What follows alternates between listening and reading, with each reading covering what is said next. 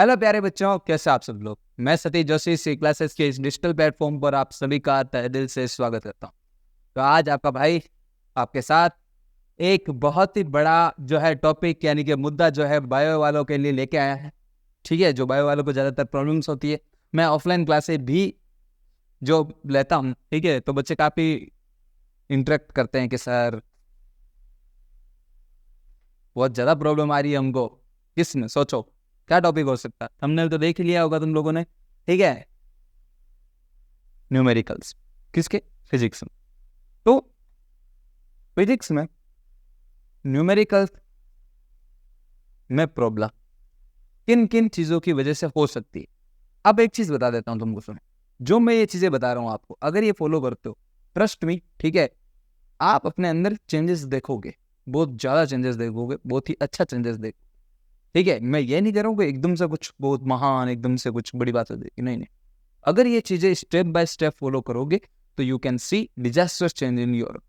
ठीक है, yes, disaster, एकदम से बढ़िया सा चेंजेस देखोगे आप अगर ये चीज़ फॉलो करते हो तो। मैंने देखा लोगों के अंदर, ठीक है, जैसे जैसे अगर बोलते हैं वैसे वैसे अगर स्टूडेंट फॉलो करता एक, ठीक है, तो उसके अंदर ये चीज़ें चेंजेस होंगी, कंप्लीटली चीज़ें जो है बदलेगी। ठीक है, तो सर कैसे बदलेगी? तो पहले हम बात करते हैं बीएससी नर्सिंग के एंट्रेंस एग्जाम के बच्चों के, कि जो एम्स की, यूपी की, बिहार की, या उत्तराखंड, पंजाब या झारखंड या राजस्थान, महाराष्ट्र, हरियाणा वगैरह की जो तैयारी कर रहा है, ऑल स्टेट किसी की भी जो है बीएससी नर्सिंग की प्रिपरेशन कर रहा है, तो सर कुछ ना कुछ एमसीक्यू गिर के आते ही आते हैं।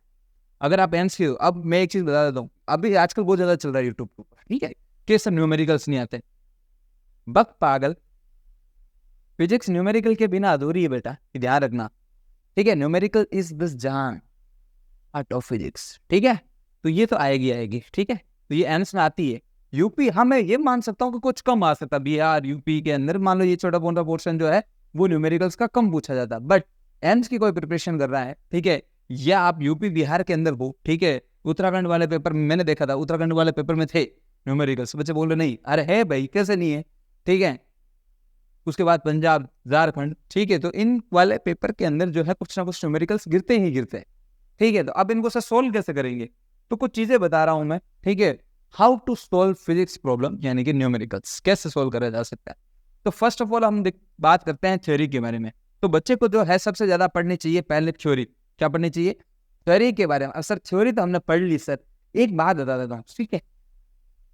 इलेक्ट्रिक फील्ड इंटेंसिटी की डेफिनेशन है, क्या है सर? के force per unit charge is known as electric field. हाँ, ये तूने पढ़ा, कोई दिक्कत नहीं, अच्छी बात है। डेफिनेशन याद है, फॉर्मूला याद है क्या? कंसेप्ट याद है क्या? समझा? तेरे को कंसेप्ट याद होना चाहिए। थ्योरी का मतलब होता है कंसेप्ट, फॉर्मूले रटे हुए होने चाहिए। दिल, दिमाग, हृदय, फेफड़े के अंदर फॉर्मूला छप जाना चाहिए। किसके अंदर फॉर्मूला छप जाना चाहिए? दिल,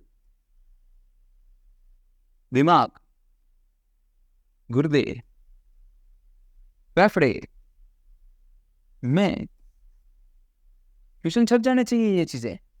ठीक है, सारे फॉर्मूले याद होने चाहिए। ठीक है, अरे याद करो ना ब्रो, ठीक है। मोमेंटम के फॉर्मूले, जो बेसिक फॉर्मूले हैं वो सारे याद होने चाहिए। फोर्स है, एनर्जी है, वर्क है, मोमेंटम के है, प्रेशर के है, ठीक है, काइनेटिक एनर्जी के हैं, अपने पोटेंशियल एनर्जी के हैं, या फिर ये जो लॉज है, ठीक है, कौन सा वर्क एनर्जी थ्योरम है जो सबसे बड़ा थ्योरम है, ठीक है, एनर्जी कंजर्वेशन का थ्योरम है, मैकेनिकल एनर्जी कंजर्वेशन का थ्योरम है, ये जो कन्वर्जन के थ्योरम है वो momentum conservation, impulse momentum theorem, जो ये थ्योरम है वो पढ़े।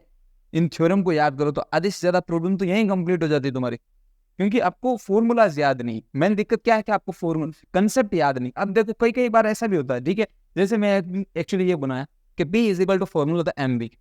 अब क्वेश्चन आ गया सर इसके ऊपर ग्राफ बनाओ,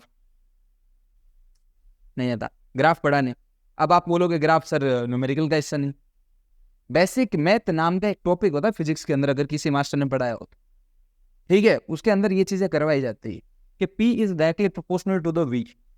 P और V के बीच में अगर ग्राफ बनता है तो डायरेक्टली प्रोपोर्शनल के लिए ग्राफ ऐसा बनता है। बट ये कब बनेगा? जब मास कांस्टेंट हो। ये सब बताते हैं, ये कोई नहीं बताता कि मास क्या होना चाहिए, कांस्टेंट। अब यहां से एक फॉर्मूला निकल के आ जाएगा, P1 डिवाइडेड बाई P2 और V1 divided by P2। Sir ये कैसा है? अगर दो कंडीशन दे रखी हो, किसी भी क्वेश्चन के अंदर दो कंडीशन दे रखी हो और उसका मोमेंटम निकालना हो, मास अगर कांस्टेंट दे रखा हो तो आप 2 बार फॉर्मूला लगाओ, उसका रेशियो करो, रेशियो मतलब डिवाइड करो, आंसर आया समझ। हाँ, एक कंडीशन इसमें ऐसी भी होती है कि अगर v जो है कांस्टेंट है तो p is directly proportional to, तो हो गया m1, तो फॉर्मूला हो जाएगा p1 divided by p2 and m1 divided by,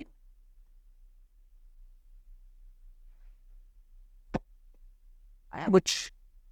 और भी तो होता है, और भी चीजें होती है, ठीक है।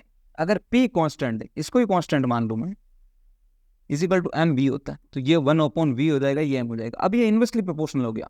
अब इसका अगर मैं m1 डिवाइडेड बाई m2 करूंगा तो ये आ जाएगा v1 और ये आ जाएगा v2।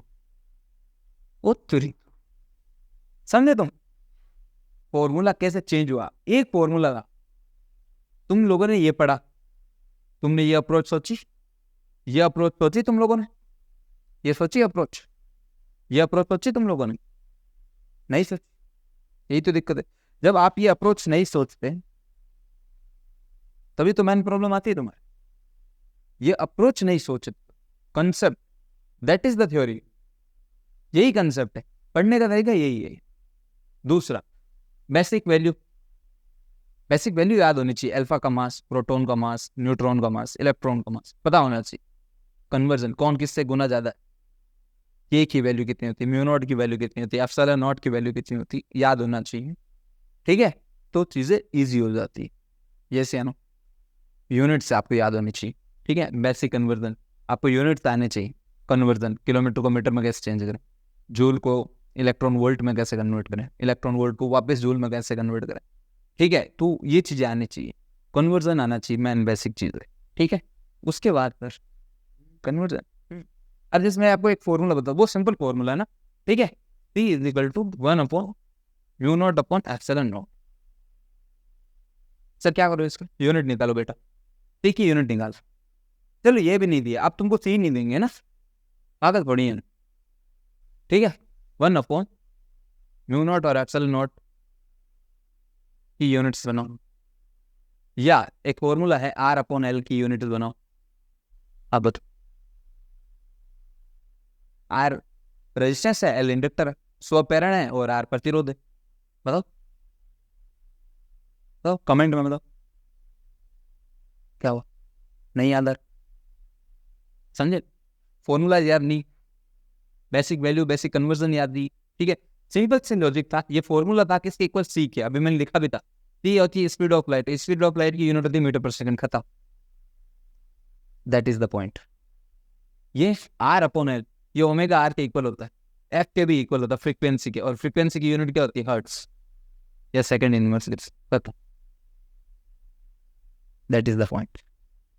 समझे चीजें कहाँ अटक रही है, क्लियर है। थ्योरी, बेसिक वैल्यू याद होनी चाहिए, बेसिक कन्वर्जन पता होना चाहिए। अब बात आती है फॉर्मूलाज, जो अभी मैंने बताया था तुमको, फॉर्मूला आपको कंफर्म याद होने चाहिए, सारे के सारे जितने भी फॉर्मूलाज है वो सारे के सारे याद होने चाहिए। ये फॉर्मूला मतलब हार्ट, जान है ये फिजिक्स की, इसके बिना फिजिक्स है भाई। न्यूमेरिकल्स कैसे करोगे, फॉर्मूलाज नहीं पता कैसे करोगे, हाउ कैन यू सॉल्व, बताओ बताओ, होना चाहिए ना, तो फॉर्मूला याद होना चाहिए। कोई बोलता फॉर्मूले के बिना सोल्व करा दूं, कैसे करा देगा, पागल है क्या, कैसे हो जाएगा, ये ऐसे करा दूंगा, हाँ हल्के में नहीं लेना इस चीजें, स्टेप बाय स्टेप। हाँ मैं मानता हूँ बिना पेन उठाए भी क्वेश्चन सोल्व होते हैं, बट कब, जब प्रैक्टिस होती है बार बार, तो उस लेवल की प्रैक्टिस करनी पड़ेगी, और उस लेवल तक पहुंचने के लिए पहले धीरे धीरे पहुंचना पड़ता है, एकदम से उस लेवल पे नहीं पहुंच जाओगे तुम लोग, क्लियर है ना। ठीक, नेक्स्ट फॉर्मूलाज, उसके बाद लिखा फॉर्मूलाज कन्वर्जन, जो किसी ने नहीं बताया होगा कि साला ये है क्या फॉर्मूला कन्वर्जन, अभी बहुत सिंपल चीज बताऊंगा। F इज इक्वल टू, तुम लोगों ने पढ़ा होगा mv²/r, V is equal to omega R, एक फॉर्मूला होता है। अगर मैं यहां पर पुट कर दूं ओमेगा² R²/r, R से R मर गया, F इज इक्वल टू हो जाएगा m⍵²। सामने पे से आपके एक नया सा एक फॉर्मूला और, P is equal to W/T। P is equal to W की जगह लिखा जा सकता है F/T, S/T को वेलोसिटी बोलते हैं। अरे ये क्या हो गया, वही तो बात है, फॉर्मूलास चेंज होते हैं। टाउ इज इक्वल टू एक फॉर्मूला होता है निब्बा साइन थीटा, होता है, ये इसी का ही कन्वर्जन है, किसका, मुन्ना बाई साइन थीटा का। और फिर कैसा है पता नहीं, कन्वर्जन नहीं पता। कन्वर्जन अगर पता हो ना, चीजें इजी हो जाती है। फॉर्मूला कन्वर्जन, कौन सा फॉर्मूला किससे बन रहा है पता होना चाहिए। एक फॉर्मूला पड़ा है, kinetic energy is equal to 1/2 mv, इसको पढ़ा। अगर मैं इसको m से डिवाइड और m से मल्टीप्लाई हो, ये फॉर्मूला बन गया m² v² अपॉन में p इज इक्वल टू, अपन को पता है mv होता है, इधर स्क्वायर कर दूंगा, इधर भी स्क्वायर हो जाएगा, 1/2 ये हो जाएगा p² अपॉन में m। एक नया फॉर्मूला बन गया, रिलेशन बन गया काइनेटिक एनर्जी और मोमेंटम का। चीज है ना, समझ में आ रही है क्या कह रहा हूं, मतलब ये चीजें हैं, अगर आप डेप्थ में पढ़ोगे उस चीज को तो समझ में आएगा, ठीक है। ऊपर ऊपर से अगर रट्टा मार लोगे तो नहीं होगा, समझ में आया। p² इज इक्वल टू हो जाएगा तुम्हारा 2 किलोमीटर, है ना, p is equal to root में 2 किलोमीटर।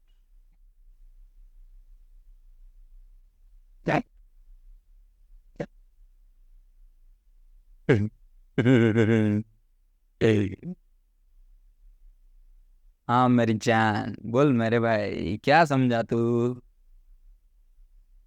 कि फिजिक्स को समझने के लिए फॉर्मूलाज आने जरूरी है और उनका कन्वर्जन भी आना जरूरी है। समझा नहीं समझा मेरे भाई, डर मत, समझा रहा हूँ ना, डांट भी नहीं रहा, प्यार से समझा रहा हूँ, समझो सिर्फ, समझा रहा, ठीक है।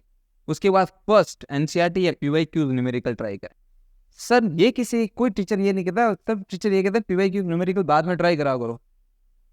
अगर बुक्स कहीं अच्छी मिल रही है मार्केट में जिसमें तुमको फॉर्मूला बेस्ड न्यूमेरिकल्स दिए, मतलब कूलम्ब्स फोर्स के ऊपर डायरेक्ट मतलब 2-4 न्यूमेरिकल्स दे दिए, उसके बाद मान लो मोमेंटम के ऊपर दे दिए, काइनेटिक एनर्जी के, मतलब ऐसे सीक्वेंस में अगर आपको ऐसी कोई बुक मिल रही तो खरीद के लेके आओ।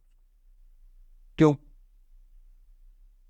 हमेशा ये चीज नोटिस करना, मैंने तो नोटिस किया, बहुत से पेपर देख लें, ठीक है। क्या नोटिस किया सर आपने, मैंने नीट का, आईआईटी का, ठीक है, एडवांस की बात नहीं कर रहा हूँ, मेंस की बात कर रहा हूँ, आईआईटी मेंस का, नीट का, ठीक है, बीएससी नर्सिंग के इतने सारे पेपर्स देखें, ज्यादातर जो नंबर ऑफ क्वेश्चंस यानी कि 90% जो क्वेश्चंस वो फॉर्मूला बेस, सिर्फ और सिर्फ फॉर्मूला, यानी कि P इज इक्वल टू, या चलो F is equal to M A दे रखा है, इसके ऊपर सोल्व हो रहा है, सिंपल सा लॉजिक। हाँ कुछ कुछ ऐसे है, कुछ एक ऐसे आएंगे कि sir E is equal to minus d∅/dt formula होता है, फाई की वैल्यू होती है, याद रखना Li, E is equal to ये लिख दिया मैंने dy/dt, और यहाँ लिख दिया Li, L बाहर आ जाएगा, मोड़ लगा दो इधर, ये एक नया फॉर्मूला बन गया। किससे है, इससे से आया ना, आया फॉर्मूला, L दे दिया, I दे दिया, T दे दिया। अरे साला वो क्वेश्चन सब कुछ दे रहा तुमको फॉर्मूला इस तो नहीं पता, फॉर्मूला बेस्ड क्वेश्चन है आधे से ज्यादा, भले ट्रैक चेक कर लो भाई, और कुछ कुछ चैप्टर है उनमें फिक्स है। मैंने एक वीडियो डाला हुआ है, अगर तुमको लगता है, अगर कोई बच्चा जो है मान लो जिसका मान लो सिलेक्शन नहीं हुआ है, ठीक है, सिलेक्शन नहीं हुआ है, उसने पेपर वगैरह दिया है, एक वीडियो डाला हुआ मैंने इंपॉर्टेंट टॉपिक्स करके फिजिक्स का, उसमें देख लो, ठीक है, वो जाके देखना एक बार, उसमें मैंने जो टॉपिक्स बताए उनमें से क्वेश्चन गिरा या नहीं गिरा, एक बार देखना। लोग तुमको बता रहे थे चैप्टर्स का नाम, मैंने उन चैप्टर में से, ठीक है ना, टॉपिक्स के नाम बताए हैं, फॉर्मूला बताया है कि इस फॉर्मूले के ऊपर न्यूमेरिकल्स आए, और जाओ देखो है या नहीं है, जाओ, मैं कह रहा हूं ना तुमको, देखो एक बार, तुम पेपर देख के आए हो ना, मैंने वीडियो तो काफी टाइम पहले डाल दिया होगा ना, है, देख लेना उस वीडियो की डेट और तुम्हारे पेपर की डेट, देखो थोड़ा सा, कह रहा हूं ना, समझ में आ रही मेरी बात, क्या कह रहा हूं कि फिजिक्स का ज्ञान है वही दे सकता है जिसने फिजिक्स को ढंग से पढ़ा, रटा नहीं, ठीक है। तो ये प्लीज आपसे रिक्वेस्ट है, एक बार ये देख लें, समझ में आया या नहीं आया ये बताओ, चीजें बताई है, समझ में आई या नहीं आई, यस या तो आज के लिए इतना ही, ठीक है। ज्यादा नहीं डराऊंगा ना, डर तो नहीं लग रहा ना, अब तो सॉल्व हो गए होगे ना चीजें। हाँ, ये 5 स्टेप फॉलो करने हैं, 6 स्टेप। लाइफ जिंगल वाला, इसको लगा डाला तो लाइफ जिंगल आला ना। कोई नहीं, वापस मेरे को कॉल वगैरह कर दिए तुम।